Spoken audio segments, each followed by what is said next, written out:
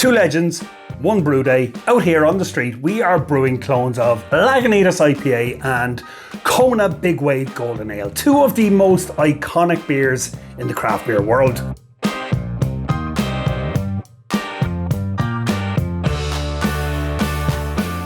Well, formerly craft in Lagunitas' case. These days it's more Heineken than homebrew, but hey, the recipe still slaps. We've got hop bombs, tropical smoothness, sunshine, neighbours and friends, and a kettle powered by extension cords and optimism.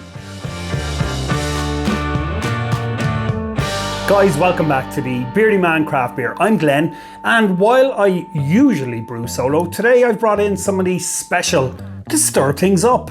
That's Miro, one of the kindest, friendliest, most switched on people I've ever met, and he's also best mates with Shamrock, my old brewing partner from early videos. Now, if you've been around the channel for a while, that's your callback. I invited Miro over to add dynamic to the day and maybe forgot that two brewers means double the gear, double the grain, double the electricity, so double the stress. Two recipes, two G40s, two fermenters, and one street that will never smell the same again. So let's talk about what we are brewing and why. First up, Kona Big Wave Golden Ale. It's the kind of beer you reach for after mowing the lawn, or when your flip-flops have seen more action than your shoes. It's soft, smooth, a little tropical thanks to those galaxy hops and a clean malt base. It's brewed for sunshine, barbecues, and pretending you live near a beach, even if you don't. And then there's Lagunitas IPA, a West Coast original, a beer that smells like grapefruit, pine, and a bit of mischief. Lagunitas was born in a kitchen in the 90s, brewed by a guy named Tony, who once said he made beer to fund his music habit. Now they got shut down for having parties in the brew house, and instead of apologising, they brewed a beer about it. I do like Lagunitas IPA. It's brewed with Simcoe, Cascade and Centennial hops, all dialed in to give it that resinous, piney, bitter but balanced kick. It doesn't care what you think about IBUs, it just is what it is. Okay, yeah, I get it. Lagunitas was craft beer before it was bought over by Heineken. But has the recipe changed all that much since? Two totally different beers, but both total icons. Now, before we even touch the grain, we gotta get the water profile right. That means a condom tablet to knock out the chlorine, a few drops of phosphoric acid to dial in the pH, and the right blend of minerals to set our water profile. Now, for Kona, we are aiming for soft water with low sulfate to chlorine ratio. It lets the hops sing without getting harsh. For Lagunitas, we tip the balance, more sulfate to sharpen up that bitterness. Now, grain-wise, Kona's base is clean and lean, pale malt with a touch of carapils for head retention. Lagunitas, usually a bit more complex, Crystal 60 for colour and sweetness, a dash of Munich for that biscuity backbone. But for this brew day, I kept it simple. 90% pale ale malt from MCI and approximately 10% crystal. If you haven't seen my previous video where I go and I meet the guys at MCI to see how malt is made, do check it out. And if you are in Ireland or the UK and you haven't tried their malt, do check it out. Because their base malt is so clean and flavourful, it actually does a lot of the heavy lifting on its own.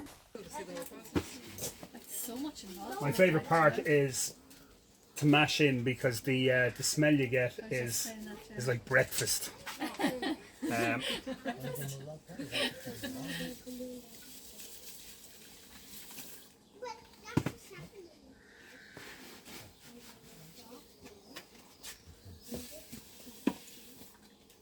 Don't worry, you don't need to come close, you get the smell very shortly. Yeah.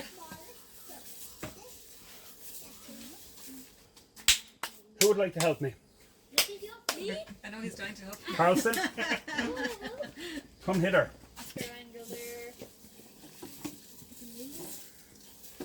Sorry, this is Carlston, by the way. This is a neighbour of mine. He came around thinking he was going to have a few beers, and within 10 minutes of him being here, he's now mashing in. I can go off and do my shopping now. Carlson has this under control. Yep.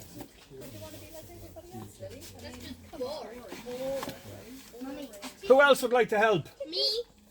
Come over here. This is my niece, and this is Lily. Lily has worked on some videos before in the background, isn't that right, Lily? But now Lily is going to star in my first YouTube video. You stand over here. Now, what you're doing is you're just filling that up, and all you're doing is you're just shaking it in. Couldn't be easier. And if it catches fire, just drop this and run, okay? Understood. Every child has like a mini collection. They all do trading and stuff like that. You might start, although it's a bit later because we're finishing up already. I want to replace Lily of the Jaguar. Yeah, that's nice porridge now, is it? Hello. One in there, Colin. So, Are you going to have a go, Dave? Do the mash then? You want to have a go, Lily? I can smell it now. yeah, it's nice, isn't it? Okay. 5?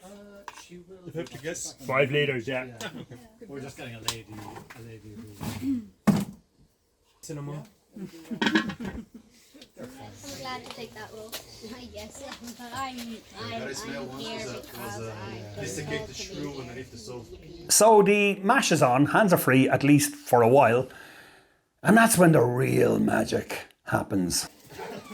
No, every time that you brush him, it's like you're taking a big lumpet. So Mirek is very busy.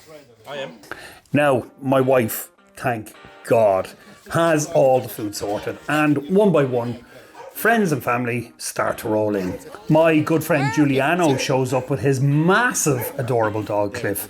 And some of my brewing pals swing by, neighbours pop over, and even a few of the parents from Daisy's class make an appearance. In fairness, with all the stress of a double brew day, I couldn't be happier to see them all. It's days like this that remind you that brewing's not just about the beer, it's about the people. And here's our little new puppy Rocky, out mingling like he owns the place. Okay, back to the brew day. So we mashed both batches at 66 degrees Celsius. That mid-temp gives us fermentable sugars without sacrificing the mouthfeel. Now guys, let's talk hops. Kona's hopping is all about galaxy, and especially at Flame Out for flavour without the aggression. And yes, my friend Mirek has actually 3D printed his own hops. So this guy, Mirek, he 3D prints hops. Not sure how he gets the flavour in there. No, his own hop edition bowls for this brew day because, well, of course he can. So the bowls have been 3D printed? Yeah. Look at the side. Why use a kitchen ramekin when you can model custom hop pods in CAD and then 3D print them overnight like a brewing Batman? Each one of these little bowls has got the precision of a Swiss watch and the aroma of a West Coast festival. And if the beer doesn't turn out, well, at least we got some merch. Oh yeah, so back to the hops. Lagunitas takes a different path. Simcoe at 60, Centennial and Cascade are added in late, probably the Whirlpool. It's dank, it's piney, and it's unapologetically West Coast. Now, I like to do these brew days maybe once every year 12. Outdoors and, invite some of my friends and family around. There's something about brewing outdoors, the sound of the street and the smell of hops drifting down the road, and that soft, charming hum of a drone buzzing over your head like a caffeinated wasp. Honestly, between the mash and the flyovers, I'm pretty sure half the neighbourhood thought we were filming MasterChef Craft Chaos. But sure, hey, that's the vibe. Casual chaos with a hint of malt. This isn't just brewing, it's beer alchemy. And the street adds just that right amount of chaos. So yeah, some people, they brew with digital control panels. We brew with cloud cover, guesswork and pure gut instinct. Now, once the boil is done, it's chill time, literally. But, How come many brewers don't eat it? I'm done. I'm going to sleep. No. Yeah. It's also usually about the time my buddy John swings by, award-winning homebrewer, walking brew encyclopedia, and basically an influencer despite actually not being on social media. The man knows everything about brewing, and more importantly, he loves sharing it, especially with people who've never brewed before. Inside of getting the Grainfather. Directly from Grainfather was that when it came time to replace your filter plate, you couldn't. Now, my friend John, in fairness, he's helped me out of a few tight spots on more than a few of these brew days. And every time he brings great energy and even better beer.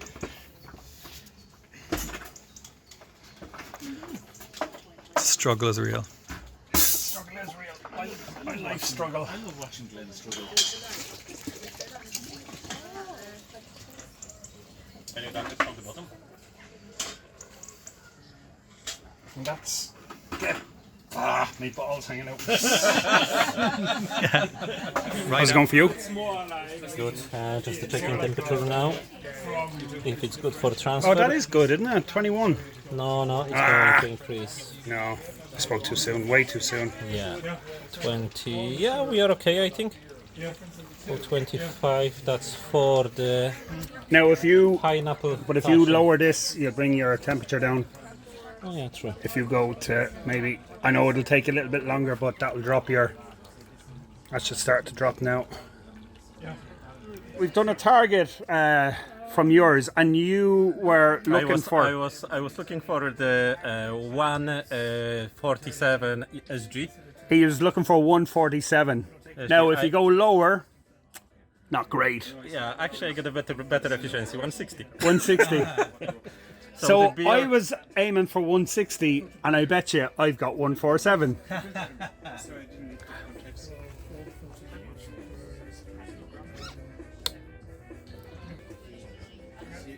Ooh! Boom! Whoa! Yes! So we've cooled down both batches, and I've transferred mine to a pressurized fermenter because oxygen is not on my guest list today. Now, typically for a Kona Big Wave clone, you'd go with something like US-05, clean, reliable, and it really lets that Galaxy hop character shine. Now, for Lagunitas, the go-to yeast is BRY97. It's a workhorse West Coast strain that ferments dry and brings out that pine and citrus flavour. And that's all fine, but we decided to take a different path. So the yeast I'm using for this particular beer is the Mango Madness by WHC Lab. And Mirik, what are you using? I'm actually using I'm going the split batch, so saturated for one and the pineapple passion for the other one. So I'm going to put the saturated to the Grainfather when we will get the temperature. Sorted. The great thing about this is it's a thermotolerant yeast. So I was trying to, during the summer it's always difficult to bring your water temperature, your ground water temperature down to 20 degrees or 22 degrees, ideally 19 degrees or 18 degrees, but because this is thermotolerant, the temp range on this is between 31 and 37, so boom, yeah. You see, I've been sent a care package from the guys at WHC Labs and thought, sure, why not have some fun with it? So for my Lagunitas, I used Mango Madness, a thermotolerant dry yeast that adds a tropical punch. Not textbook, but definitely interesting. So we get a full spectrum of what these yeasts can do with the same wort. So guys, I know it's not a lab perfect clone, but it's the kind of twist that makes homebrewing magic. Anyway, so basically what you have is you've got a graph that starts to sit there in the range like 0 to 30 degrees. So this is Cathal, my good friend Cathal, and Cathal has the chickens. Cathal takes the spent grain and we give it to the chickens. They absolutely love it. They love it. Yeah, produce Brilliant. lovely big eggs afterwards. That's it. Yeah, that's the result. So 7 days later, the fermenters are camped, the pressure is stable, and it's time to keg. Now, I've fermented mine in the amazing Firmzilla under pressure and kegged straight into the Igulu, believe it or not. It lives in the kitchen, it keeps everything cool, carbonated, and ready to pour just with the flick of a tap. In fairness, the Igulu, total game changer. And Mirik, he ran his 2 batches, splash, the old school way, stainless steel fermenters, no pressure, just letting those WHC yeasts do their thing. 2 approaches, 1 brew day, time to taste what we got. So guys, it's been a couple of weeks. Our beers have been fermenting, and this is always, in my book, the best part because it's the tasting. So let's do this. Okay, great sound. Yeah. Yeah, well carbonated. Definitely not Lagunitas. It's kind of like a New England IPA, is it? Yeah. It's a bit hazy. So colour, it's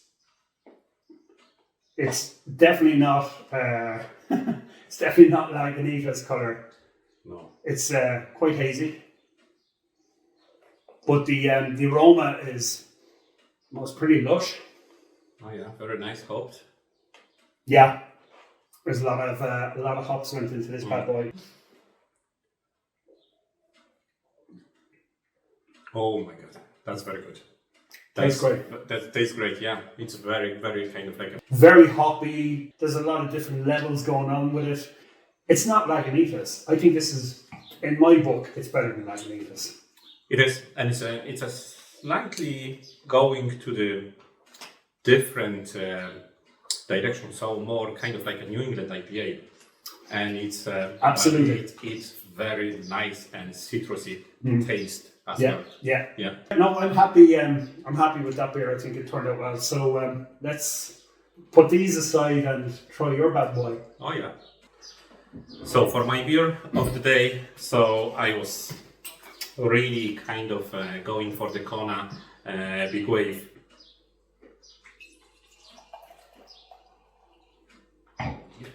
That's a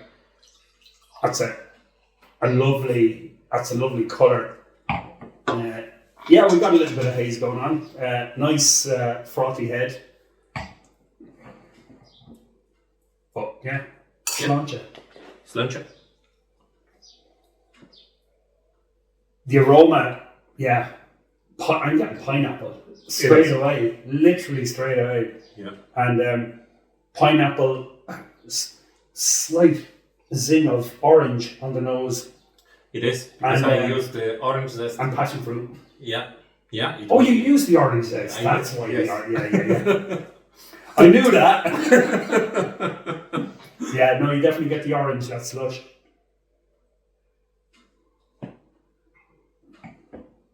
Oh man. Yeah. So it's a beautiful tasting beer. It actually doesn't smell like a beer. It smells like pineapple juice with a hint of orange and a little bit of grapefruit there in the back as well. Now your hop schedule gives it that little bit of bitterness as well, a bit of a bite, which is beautiful. The aromatics are just amazing, and the taste profile is, as I love to use this word, lush. It's very luscious. It's Jesus, well done, man. It's a fantastic beer. But then we've another one to try. Of course, I just did the one. Okay.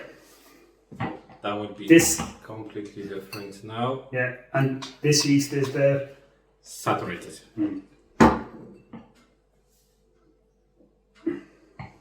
The aroma that I get there now is it's a very kind of typical ale aroma. It is like the passion fruit. Yeah. It actually gives a very kind of It like does, a yeah. fruity, fruity flavor. Yeah. But when it's saturated, it's just to give you the beer there.